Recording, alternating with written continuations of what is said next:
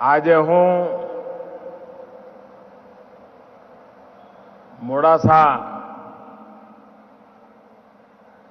એક વિશિષ્ટ જવાબદારીના ભાગરૂપે આવ્યો છું.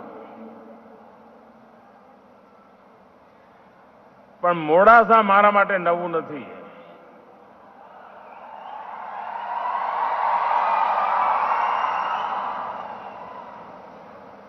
ક્યારેક બસમાં આવતો અને ખભે થેલો લઈને રાજાભાઈના ઘેર જવાનું અને ત્યારે આ વનિતા પ્રાથમિક શાળામાં ભણતી હતી. આજ વનિતા મોડાસાની અધ્યક્ષ તરીકે મોડાસાના વિકાસની કામ કરે છે.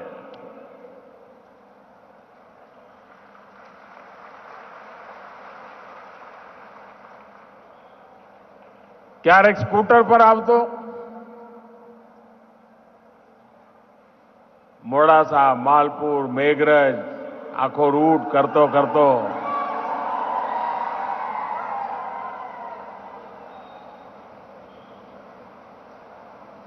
ઘણા વર્ષો સુધી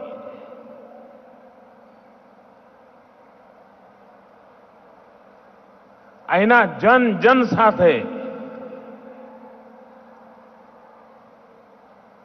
જોડાવાનો અને જીવવાનો અવસર મળ્યો.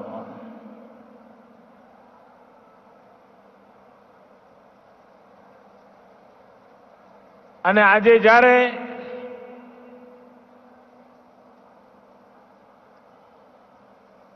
પાણીની આવડી મોટી યોજના આપણા ઘર આંગણે આવે ત્યારે અત્યાર સુધી જિંદગીમાં જેટલી દિવાળીઓ ઉજવી હોય એ બધી દિવાળી ભેગી કરીને ઉજવીએ એવો આ અવસર છે.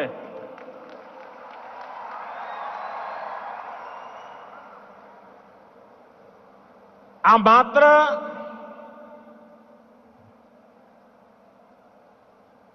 કોઈ પાઇપલાઇન કે કોઈ પાણી એવો મર્યાદિત કાર્યક્રમ નથી.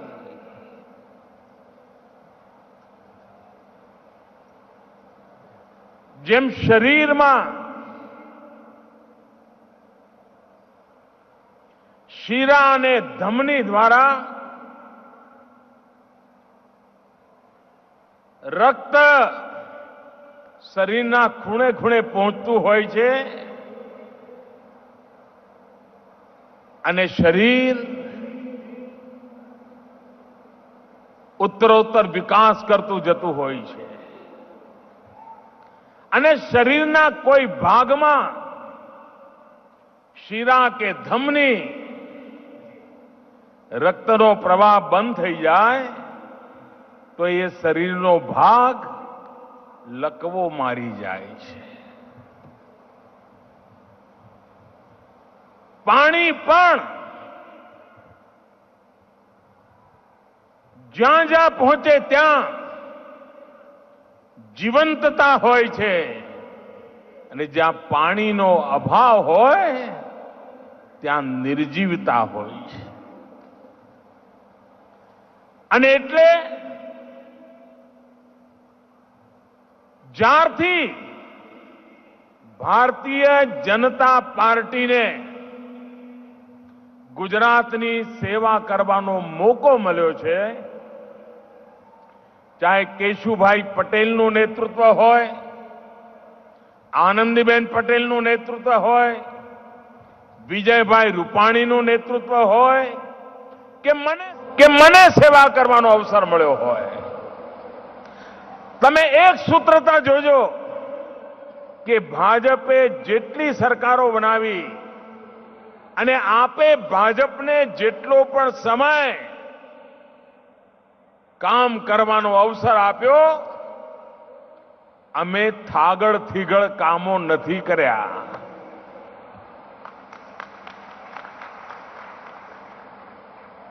ટુકડાઓ ફેંકીને ચૂંટણીઓ કાઢી લેવી એ રસ્તો અમે નથી અપનાવ્યો. નહીં તો એક જમાનો હતો, માલપુર મેઘરજના ભાઈઓ યાદ કરજો, આપણે સરકારમાં શેના માટે જતા હતા? મામલતદારને કયો આવેદનપત્ર આપતા હતા? દુષ્કાળ આવે તો માલપુર, મેઘરજ, ભિલોડા, ખેડબ્રહ્મા સુધી, આ બાજુ દાંતા, અંબાજી સુધી આપણે સરકારને કાગળિયું આપીએ. કોઈ નેતા આવે તો એને કાગળિયું આપીએ, મંત્રી આવે તો કાગળિયું આપીએ, અને માંગણી શું કરીએ કે સાહેબ આ વખતે દુષ્કાળ જાહેર થાય ને તો અમારે ત્યાં જરા માટી કામ કરાવજો, ખાડા ખોદીને માટી કામ કરાવજો, અને અમારા ગામના પાદરે રોડ બનાવવા માટે માટી નાખવાનું કામ કરજો. અને જે સરકાર દુષ્કાળમાં માટી ઉપાડવાના કામ કરાવે, રોડ ઉપર માટી નાખે, એ કામને મોટામાં મોટું કામ ગણવામાં આવતું હતું. અને ગામનો સરપંચ આખના ગામને કહે કે જો ભાઈ ફલાણી પાર્ટીને વોટ આપવાનો છે, કારણ આ વખતે દુષ્કાળમાં આપણે ત્યાં ચોકડીઓ ખોદી માટી ઉપાડી અને આપણા રોડ ઉપર નાખી. આપણે ત્યાં સરકારો આવી અને ગઈ, કામ કોને કહેવાય? તો ચોકડીઓ ખોદવી, માટી ઉલેચવી અને માટીના ઢગલા કરવા, એને જ આપણે કામ ગણ્યું. અને એના નામે રાજ કરી કરીને ગુજરાતને આપણે વિકાસની યાત્રાથી વંચિત રાખી હતી. ભાઈઓ બહેનો, સમગ્ર દેશમાં ગુજરાતના વિકાસની મોડેલની ચર્ચા શા માટે થાય છે? કારણ ટૂંકા ગાળાના રાજકીય સ્વાર્થવાળા થાગડ થીગડ કામો અને રૂપિયા સગે વગે કરવાના રસ્તા, આ બધું આપણે બંધ કર્યું અને સચોટ પાકા પાયે કામ કરવાની દિશામાં આપણે આગળ વધ્યા. એના કારણે શક્ય બન્યું છે. આપ કલ્પના કરો, નર્મદાની મૂળ યોજના જે સરકારો બેઠી હતી, એમણે જે નર્મદાની મૂળ યોજના બનાવી હતી, એના બધા દસ્તાવેજો મોજૂદ છે. એમાં ક્યાંય કે તમારા પટ્ટાને નર્મદાનું પાણી મળે એવું ક્યાંય કાગળ ઉપર પણ ચિત્રામણ નથી, નામો નિશાન નથી. નર્મદાનો નળ અરવલ્લી જિલ્લા કે સાબરકાંઠા જિલ્લાના ઉપરવાસ માટે ક્યારેય એની નોંધ નહોતી. જો ગુજરાતનો સર્વાંગીણ વિકાસ કરવો હોય તો જેમ શિરા અને ધમનીમાં રક્ત વહે, લોહી વહે, એમ ગુજરાતને ખૂણે ખૂણે પાણી વહેતું થાય તો જ ગુજરાતનો સ્થાયી અને કાયમી વિકાસ થાય. એ સપનું અમે જોયું, એ સપનું અમે જોયું. અને હું આ રાજ્યની યુવા પેઢીને પ્રશિક્ષિત કરવા માંગુ છું, શિક્ષિત કરવા માંગુ છું કે તમે 15, 17, 18, 20 વર્ષની ઉંમરના થયા છો. તકલીફ કોને કહેવાય એની કદાચ તમને ખબર સુદ્ધા નહીં હોય. આપની માં પાણી ભરવા માટે 3-3, 5-5 કિલોમીટર બેડા ઉચકીને જતી હતી. એ દ્રશ્ય કદાચ તમને જોયું નહીં હોય. તમારા મોટા ભાઈ 25, 30, 35 વર્ષના હોય, એને પરીક્ષાના દિવસોમાં રાત્રે વાંચવું હોય તો લાઈટ ન આવી હોય એ તમારા મોટા ભાઈને ખબર હશે, કદાચ તમને ખબર નહીં હોય. તમારા મોટા ભાઈને ભણવું હોય, કિલોમીટરો સુધી શાળા નહીં હોય, બસ આવે અઠવાડિયામાં 2 દાડા તો માંડ નિશાળે જાય, એ દિવસો તમારા મોટા ભાઈએ જોયા હશે.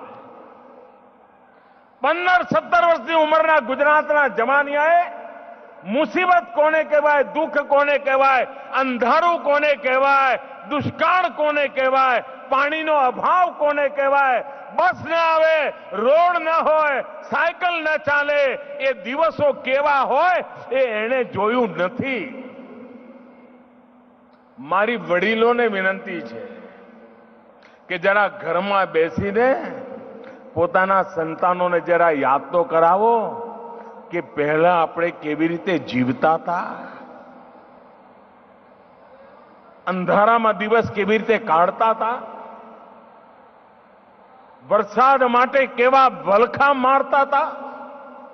જ્યાં સુધી એ વિકરાળ દિવસોને યાદ નહીં કરીએ ત્યાં સુધી આ પાણીનું મૂલ્ય નહીં સમજાય ભાઈઓ. અને એટલા માટે આ લોક શિક્ષણ જરૂરી છે. વાત્રક હોય, માજૂમ હોય, મેસવો હોય, હાથમતી હોય, ક્રિકેટના મેદાન જેવા હતા. ક્રિકેટના મેદાન જેવા. કબડ્ડી રમાય અંદર, કબડ્ડી. ચોમાસા સિવાય પાણી ન દેખાય.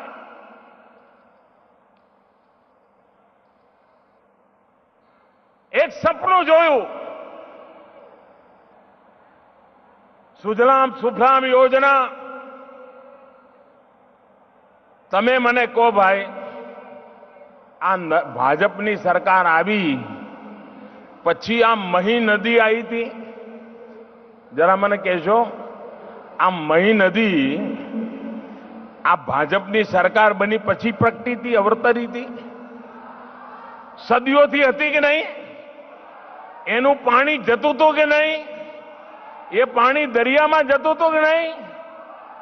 ખારું થઈને પૂરું થતું હતું કે નહીં? કેમ કોઈ સરકારોને વિચાર ના આવ્યો કે ભાઈ આ મહીનું પાણી દરિયામાં જાય છે, કાચી કેનાલ બનાવીએ અને બનાસ નદી સુધી લઈ જઈએ, મારા ખેડૂતના જીવનમાં લીલોતરી આવશે, જીવનમાં લીલોતરી આવશે. એ કામ કેમ? 450 કિલોમીટર લાંબી સુજલામ સુફલામ યોજના, હજારો કરોડ રૂપિયા ખર્ચીને સુજલામ સુફલામ યોજના બનાવી દીધી. કોર્ટ કચેરી અને ભારત સરકારની રાજનીતિની ઠેબે ચડેલી નર્મદા યોજના હવે માંડ કરીને પૂરી થઈ છે. માંડ કરીને.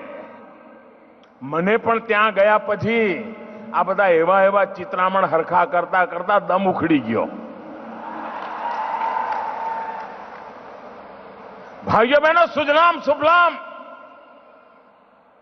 એ યોજના દ્વારા જ્યાં નર્મદાના પાણીનો લાભ નહોતો મળતો એવા સૂકા ભટ્ટ વિસ્તારોને પાણી પહોંચાડવા માટેનું મોટું કામ કર્યું. અને એના કારણે અહીંનો મારો ખેડૂત, જેને એક પાક લેવા માટે વરસાદના પર ફાંફા મારવા પડતા હતા, આજે 3 પાક લેનારો માલિક બની ગયો.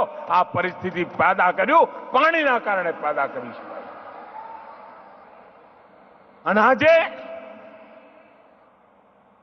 કોઈ કલ્પના કરે, શાયદ કોઈ પોતાના શહેરમાં પણ પીવાના પાણીની 2 ઇંચની પાઇપલાઇન નાખવી હોય ને તો પણ 25 વર્ષ સુધી રૂપિયા ક્યાંથી લાવી છે એની મથામણ કરે.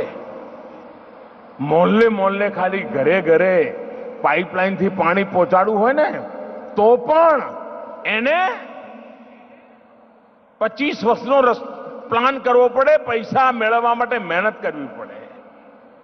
આપ વિચાર કરો, આખા ગુજરાતને ખૂણે ખૂણે આટલી મોટી પાઇપલાઇન. અને પાઇપ નાની નહીં ભાઈ, તમે અંદર મારુતિ કાર લઈને જાઓ ને એવડી મોટી પાઇપ. રોડ બનાવવાના ફાંફા હોય ત્યારે જમીનની અંદર ખેડૂતની જમીન બરબાદ ન થાય, ખેતીને નુકસાન ન થાય, અંદરથી પાઇપ લઈ ગયા. કેનાલ બનાવીએ તો ખેડૂત પાસેથી જમીન લેવી પડે. વધારે પૈસાનો ખર્ચો કર્યો પણ ખેડૂતની જમીનને પણ બચાવી અને ખેડૂતની જમીનને માટે પાણી પણ પહોંચાડ્યું. આ કામ કરવાનું અમે પ્રયાસ કર્યો છે. અને આ વિજ્ઞાનની પણ વિશેષતા છે. હું ઈચ્છું ગુજરાતની એન્જિનિયરિંગ કોલેજોના બધા જ વિદ્યાર્થીઓ એન્જિનિયરિંગ કોલેજના સિલેબસમાં, શ્રીમાન ભૂપેન્દ્રસિંહ બેઠા છે અહીંયા,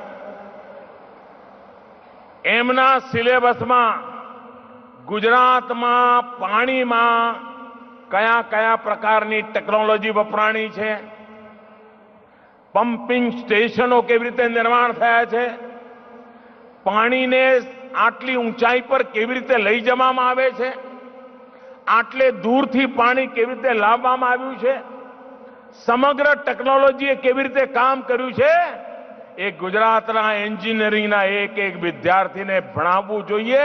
એના સિલેબસનો હિસ્સો હોવો જોઈએ. તો એને ખબર પડશે કે ગુજરાત કેવા મિરેકલ કરતું હોય છે. ભાઈ, 55 વાળનું મકાન, તમે વિચાર કરો, અમદાવાદમાં વર્ષો પહેલા એક બહુમાળી મકાન બન્યું હતું. 10 કે 12 માળ હતા, મને બહુ અંદાજ નથી અત્યારે, 10 કે 12 માળ હતા લાલ દરવાજા પાસે. અને અમે ગામડેથી નિશાળમાં ટૂરમાં ગયેલા અમદાવાદ, અમારી શાળાવાળા લઈ ગયેલા અમદાવાદ જોવા. તો શું બતાવે? એક કાંકરિયા બતાવે અને આ બીજું બહુમાળી મકાન બતાવે. 10-12 માળનું મકાન પણ એ વખતે અચરજ લાગતું હતું. અને એમાં પહેલી વાર લિફ્ટ કેવી હોય જોવા મળેલી. અમે બધા બાળકો સ્કૂલના કૌતુકથી જોતા હતા આ લિફ્ટ કેવી રીતે લઈ જાય છે. ભાઈઓ બહેનો, આ કોઈ બહુ જૂની વાતો નથી. તમને ખબર છે આ પાણી મેશ્વો સુધી, માજમ સુધી કે તમારા વાત્રક સુધી આ પાણી એમ પહોંચવાનું છે? ના. 55 માળનું બિલ્ડિંગ, આપ વિચાર કરો, જરા મનમાં વિચાર કરો. 55 માળનું મકાન, એમાં ઉપર જોવું હોય ને તો આ પાઘડી નીચે પડી જાય, ટોપી નીચે પડી જાય ત્યારે દેખાય. 55 માળના મકાનમાં નીચેથી ઉપર પાણી ચડાવવાનું કેટલી તકલીફ પડે આપ વિચાર કરો. આખી એક નદી, આખી નદી 55 માળના મકાન જેટલી ઊંચે લઈ જઈશું અને પછી આ અરવલ્લી જિલ્લાના જુદા જુદા 600 કરતા વધારે ગામોમાં આ પાણી પહોંચાડવામાં આવશે. આપ કલ્પના કરો ભાઈ, આ માત્ર રૂપિયા પૈસાનો ખેલ નથી. આ ભગીરથ પ્રયાસ, આ ભગીરથ મહેનત ગુજરાતની આવતી કાલ સુનિશ્ચિત કરવા માટે છે, સમૃદ્ધ કરવા માટે છે. ગુજરાતનો કિસાન 2 પાંદડે થાય. ગુજરાતની માતાઓ બહેનોને 5-5 કિલોમીટર પાણીના બેડલા લઈને જવું ન પડે, એના માટે કરેલો આ પુરુષાર્થ છે ભાઈ. આ પુરુષાર્થ એળે ન જવો જોઈએ. અને એટલા માટે મારે માટે ગૌરવની વાત છે કે આનંદીબેને જે કામની શરૂઆત કરી, વિજયભાઈએ જે કામને આગળ ધપાવ્યું, એ કામના લોકાર્પણ માટે આજે અરવલ્લીના કુખમાં આવીને આ ધરતીને નમન કરવાનો મને અવસર મળ્યો છે.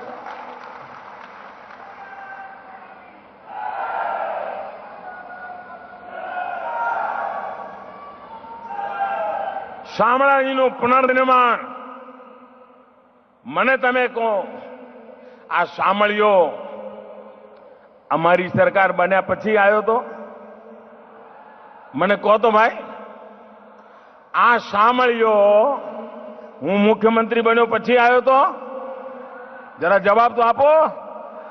નાના કેમ શરમાવ છો? આ સાંભળ્યો બેઠો તો કે નહીં? હતો કે નહીં? આ મારો કાળિયો રાજા હતો કે નહીં? કોઈ જરા મારા આદિવાસી ભાઈઓ મને કહે, યાદ છે કે નહીં? અને ત્યાં જઈએ તો આમ આમ આમ આમ આમ કરતા માણ જઈએ ત્યારે માણ સાંભળ્યો દેખાય. આજે ભાઈઓ બહેનો સાંભળિયાનું સામ્રાજ્ય ઊભું કરી દીધું કે નહીં? ભવ્ય નિર્માણ કરી દીધું કે નહીં? અરે સાંભળ્યો તો સદીઓથી બેઠો તો, પરંતુ એ સાંભળિયાની રખેવાળી કરનાર ગાંધીનગરમાં કોઈ બેઠું નહોતું અને એના કારણે મારો સાંભળ્યો ગલી કૂચીમાં ફસાયેલો પડ્યો તો. એ બદલ અમે કર્યો છે. ભાઈઓ બહેનો,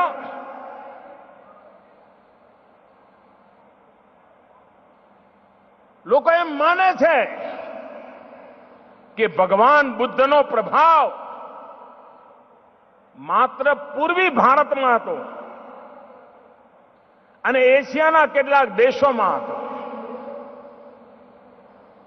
ભગવાન બુદ્ધ પશ્ચિમ ભારતમાં પણ એમનો પ્રભાવ હતો. એ બહુ ઓછા લોકો ન એનું અધ્યયન કર્યું, ન વિચાર કર્યો, કશું ન કર્યું. પણ જ્યારે આ મારા સામળિયાની બાજુમાં દેવની મોરી, ત્યાં જ્યારે ખોદકામ કર્યું અને ભગવાન બુદ્ધના અવશેષો મળી આવ્યા, ત્યારે આશ્ચર્ય થયું કે હિન્દુસ્તાનના પશ્ચિમ છોર પર પણ ભગવાન બુદ્ધ આમ પહોંચેલા છે. મારું સદભાગ્ય, જે ગામમાં મારો જન્મ થયો વડનગર, હ્યુએન સંઘે લખ્યું છે કે વડનગરમાં 10,000 બુદ્ધ ભિક્ષુકોને ભણવા ગણવા માટેની હોસ્ટેલ હતી. અને હું જ્યારે ચીન ગયો ત્યારે ચીનના રાષ્ટ્રપતિ એમના ગામ મને લઈ ગયા હતા. કારણ હ્યુએન સંઘ જ્યારે ભારતથી પાછો ગયો તો ચીનના જે વર્તમાન રાષ્ટ્રપતિ છે એમના ગામમાં રહ્યો હતો. અને સંજોગ એવો કે હ્યુએન સંઘ વધુમાં વધુ સમય મારા ગામમાં રહ્યા હતા, વડનગરમાં, અને ગયા પછી એમના ગામમાં રહ્યા હતા. તો એમણે મને એમના ગામ બોલાવ્યો અને હ્યુએન સંઘે જે બુદ્ધ તીર્થ ક્ષેત્ર ઊભું કર્યું હતું મને જોવા લઈ ગયા. અને હ્યુએન સંઘે જે લખેલું હતું ચીની ભાષામાં, એ બધું ખોલીને રાખ્યું હતું, મને બતાવ્યું. અને એમાં ગુજરાતમાં હ્યુએન સંઘ ક્યાં ક્યાં ગયા હતા, વડનગરમાં શું લખ્યું હતું, એ ચીનના રાષ્ટ્રપતિએ મને બધું બતાવ્યું. કહેવાનો તાત્પર્ય એ છે કે બુદ્ધની આવી ઉપસ્થિતિ ગુજરાતમાં અને અરવલ્લીમાં દેવની મોરી. ભાઈઓ બહેનો, જ્યારે હું મુખ્યમંત્રી ત્યારથી મારું એક સપનું છે કે આ દેવની મોરીની જગ્યા પર ભગવાન બુદ્ધનું એક ભવ્ય સ્મારક બનાવવું. દુનિયાભરના યાત્રીઓ, દુનિયાભરના ભગવાન બુદ્ધના પ્રેમીઓ એ જોવા આવે એવું બનાવવાનું સપનું લઈને હું ચાલુ છું ભાઈઓ. અને મને વિશ્વાસ છે આ ગુજરાતની જનતાના આશીર્વાદ રહેશે તો એ સપનું પણ પૂરું કરીને રહીશ, એ આપને ખાતરી આપું છું ભાઈઓ. ભાઈઓ બહેનો, અહીંયા જ્યારે મોડાસાના બસ પોર્ટનું શિલાન્યાસ માટેનું મેં જ્યારે વિધિ કરી અને બસ પોર્ટનું દ્રશ્ય આવ્યું, એકદમ કરંટ આવી ગયો, એકદમ જાણે તાલીઓના ગડગડાટ થઈ ગયા. ક્યારેય કોઈએ કલ્પના નહોતી કરી કે આપણા ગરીબમાં ગરીબ માણસ એ બસમાં પ્રવાસ કરતો હોય, બસ સ્ટેશન પર જતો હોય. અમીર લોકો વિમાનમાં ઉડે, એ એરપોર્ટ તો ભવ્ય હોય, દિવસમાં માંડ 2 વિમાન આવતા હોય, પણ તમે એરપોર્ટ જુઓ તો ઓહો હો હો, આંખો ફાટી જાય. અને જ્યાં હજારો લોક સવારથી સાંજ સુધી આવતા હોય એ બસ સ્ટેશન એની તરફ કોઈની નજર સુદ્ધા ના હોય, કચરાના ઢગલા હોય, બીડીના ઠૂંઠા પડ્યા હોય, પિચકારીઓ મારી હોય, બાથરૂમ સંડાસમાં તો પગ ન મુકાય. ભાઈઓ બહેનો, ગરીબને માટે સુવિધા કેમ નહીં, એ જ વિચારમાંથી ગુજરાતે એવા આધુનિક બસ સ્ટેશન બનાવવાની શરૂઆત કરી. આજે હિન્દુસ્તાન ભરના લોકો જોવા આવે છે કે એરપોર્ટ કરતા પણ બસ સ્પોટ મોટું હોઈ શકે, સારું હોઈ શકે, સુવિધાવાળું હોઈ શકે, ગરીબમાં ગરીબ માણસને આપનારી વ્યવસ્થાવાળું હોઈ શકે. આ કામ કરવાની દિશામાં અમે આગળ વધ્યા છીએ. ભાઈઓ બહેનો, આજે અહીંયા એપીએમસીનો પણ નવા ભવનના ઉદ્ઘાટનનો મને અવસર મળ્યો. ભારત સરકારે એક મહત્વપૂર્ણ યોજના હાથ ધરી છે. હિન્દુસ્તાનના કિસાનને એ જે ઉત્પાદન કરે છે એને ઉપયુક્ત મૂલ્ય મળે, યોગ્ય બજાર મળે. આજે કિસાન મજબૂર છે. એને પોતાના ગામથી થોડે દૂર આવેલું માર્કેટ યાર્ડ અને ત્યાં બેઠેલો વેપારી એ દિવસ સવારે જે ભાવ પાડે એ ભાવે માલ આપીને જવું પડે. ખેડૂત વિચાર કરે કે ભાઈ આટલો 15 કિલોમીટર દૂરથી ગાડું ભરીને લાવ્યો છું, ટ્રેક્ટર ભરીને લાવ્યો છું, હવે ભલે 5 પૈસા ઓછા મળે તો મળે, પણ આપી દો. ભાઈઓ બહેનો, હવે ખેડૂતને એ મજબૂરીની જિંદગી જીવવાની જરૂર નથી. આપણે ઈ નામ નેશનલ એગ્રીકલ્ચર માર્કેટ, ઈ નેશનલ એગ્રીકલ્ચર માર્કેટ, ઈ નામની વ્યવસ્થા કરી છે. ખેડૂત પણ પોતાના મોબાઈલ ફોન પર 400 જેટલા માર્કેટ દેશભરમાં ઇનામ સાથે જોડ્યા છે. એમાં મોડાસાનું એપીએમસી પણ છે.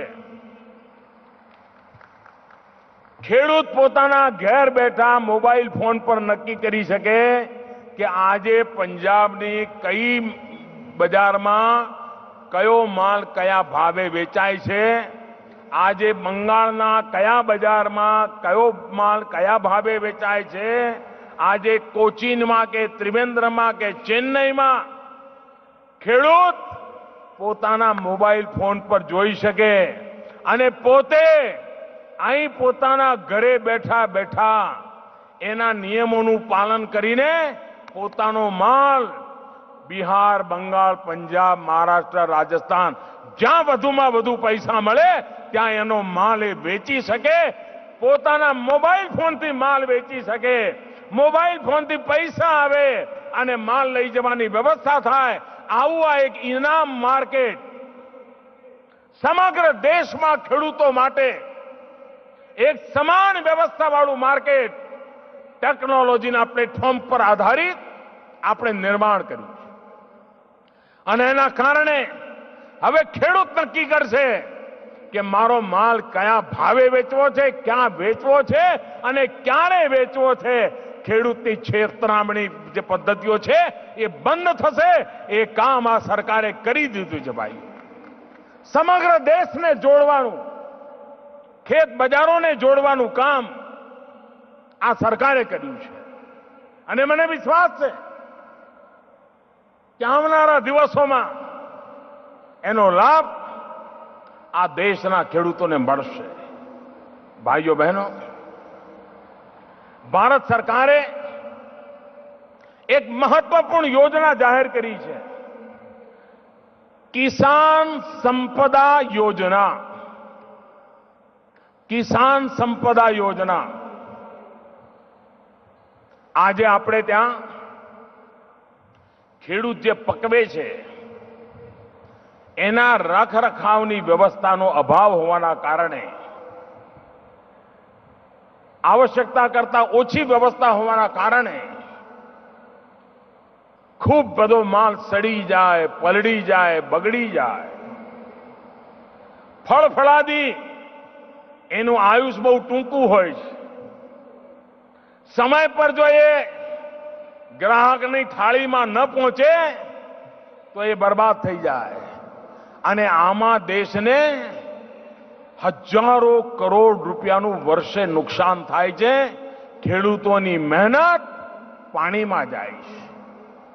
અને એટલા માટે ભારત સરકારે કિસાન સંપદા યોજના બનાવી છે. આ કિસાન સંપદા યોજના તહેત ભારતમાં હજારો લાખો કરોડ રૂપિયા દ્વારા ખેડૂત જે ઉત્પાદન કરે છે એની મૂલ્ય વૃદ્ધિ કેવી રીતે થાય, ફૂડ પ્રોસેસિંગ કેવી રીતે થાય, રખરખાવ કેવી રીતે થાય, ખેડૂત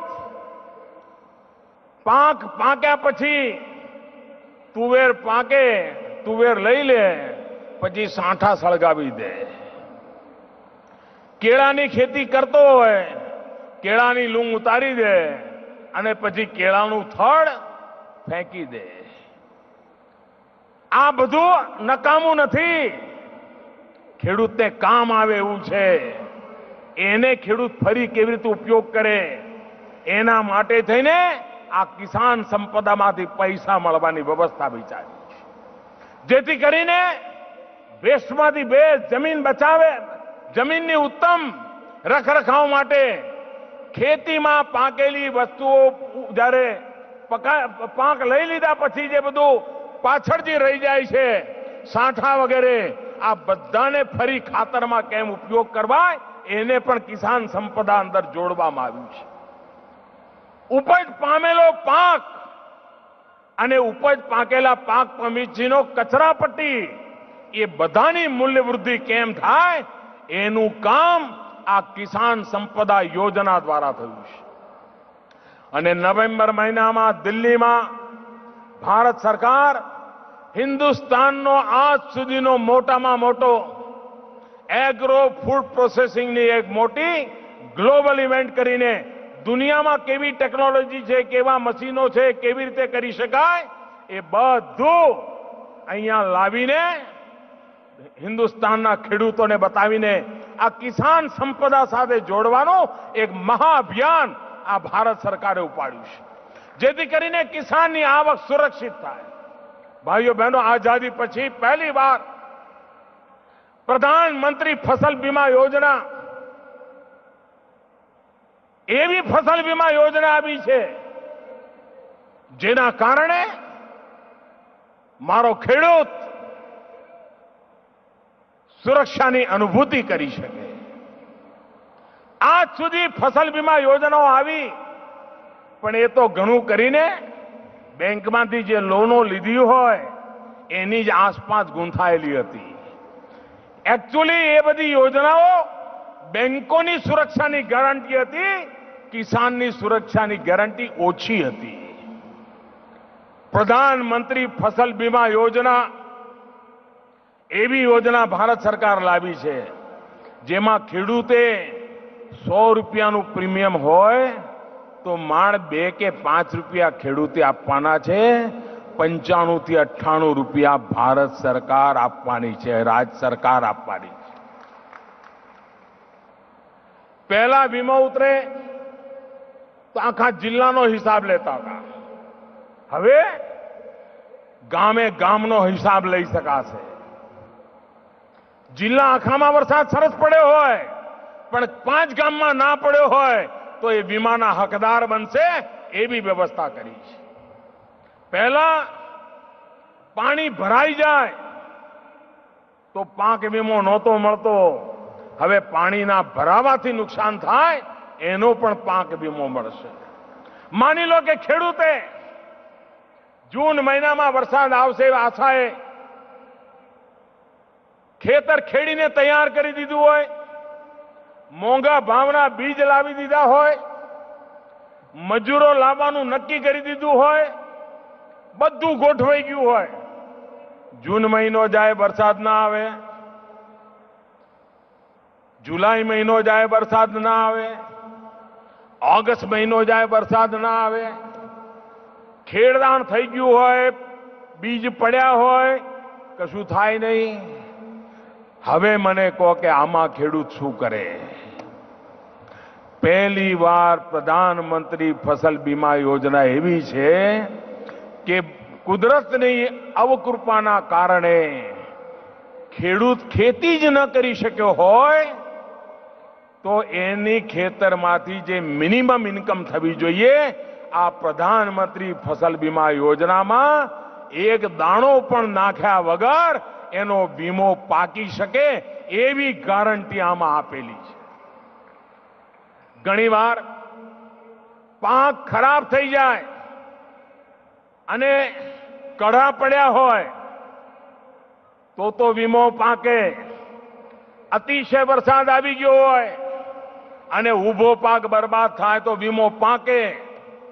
પણ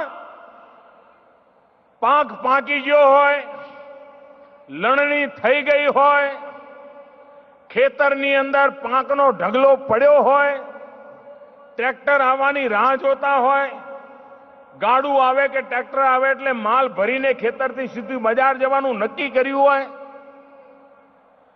આજકાલમાં જવાનું જ હોય, ખેડૂત ખુશ હોય, ઢગલા થયા હોય, અનાજના પાક ખૂબ પાક્યો હોય. વીમાની પહેલાની પદ્ધતિ એવી હતી કે બસ પાક પાકી ગયો એટલે હવે પૂરું. અમે પ્રધાનમંત્રી ફસલ બીમા યોજના એવી લાયા છીએ કે પાક પાકી ગયો હોય, ખેતરમાં ઢગલો પડ્યો હોય અને લણણી કર્યા પછી પાકનો ઢગલો પડ્યો હોય અને બજારમાં જવાની તૈયારી ચાલતી હોય અને 15 દિવસમાં જો કરા પડે, વરસાદ આવે, આંધી આવે અને એ પાકેલો પાક પણ બરબાદ થઈ જાય તો પ્રધાનમંત્રી ફસલ બીમા યોજનામાં એમાં પણ પૈસા મળે. આ કામ આપણા પ્રધાનમંત્રી ફસલ બીમા યોજનામાં કરે છે. ભાઈઓ બહેનો, ગુજરાતના ખેડૂતોએ મોટા પાયે આ પ્રધાનમંત્રી ફસલ બીમા યોજનાનો લાભ લેવાનું ચાલુ કર્યું છે. જેટલો વધારે લાભ લઈશું એટલી આપણી સુરક્ષાની ગારંટી છે.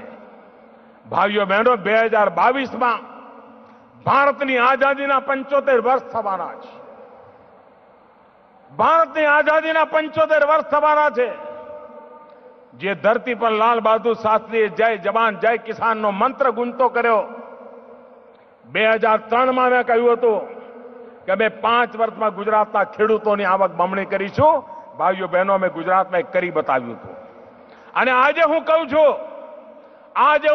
2022 દેશની આઝાદીના જ્યારે 75 વર્ષ થશે, હિન્દુસ્તાનના ખેડૂતોની આવક બમણી કરવાનું એક મોટું કામ અમે ઉપાડ્યું છે. બીજથી લઈને બજાર સુધી એક આખી ચેઇન ઊભી કરીને હિન્દુસ્તાનના ખેડૂતની આવક બમણી થાય, 2022 સુધીમાં બમણી થાય, એનું એક મહાઅભિયાન મોટી જવાબદારીપૂર્વક અમે ઉપાડ્યું છે. અને એનો ભાગ છે આજે આ નર્મદાના નીર 55 માળ જેટલા ઊંચા મકાન સુધી ચડાવીને આખા અરવલ્લી જિલ્લાને પહોંચાડવા માટેનું એક ભગીરથ કામ આ ગુજરાત સરકારે કર્યું છે.